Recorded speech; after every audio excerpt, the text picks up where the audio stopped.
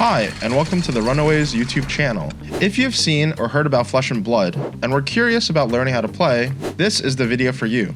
We are a team of competitive Flesh and Blood gamers, and excited to introduce you to Flesh and Blood. In this video series, we'll be breaking down core game concepts into smaller pieces to help you learn how to play great games of Flesh and Blood in the Flesh and Blood. I'm Yanji, and this is FaB 101.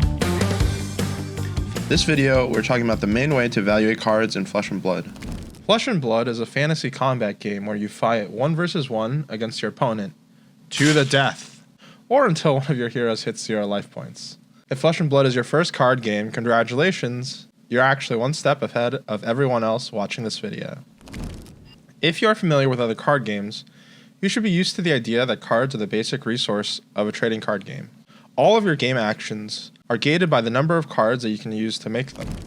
Unlike many other card games, Flesh and Blood has a unique system where each player draws up to their hero's intellect value at the end of their turns, and this means that you should have a constant stream of cards flowing every turn.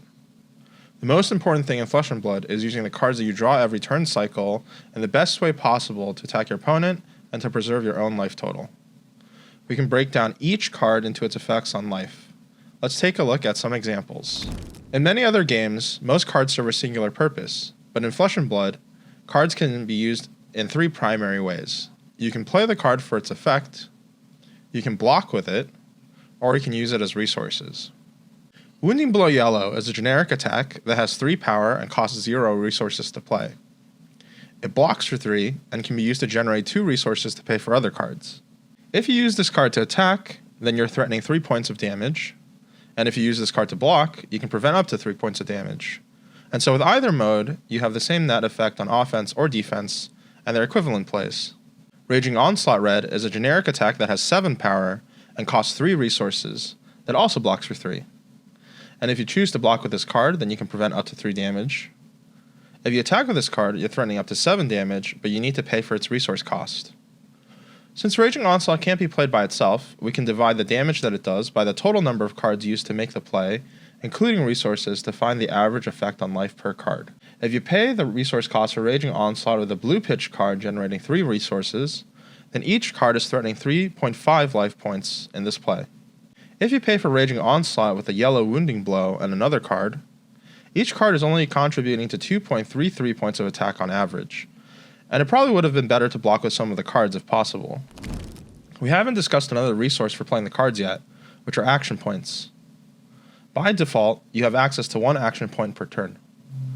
Action points are used to play cards with the action type, such as attacks in the previous examples.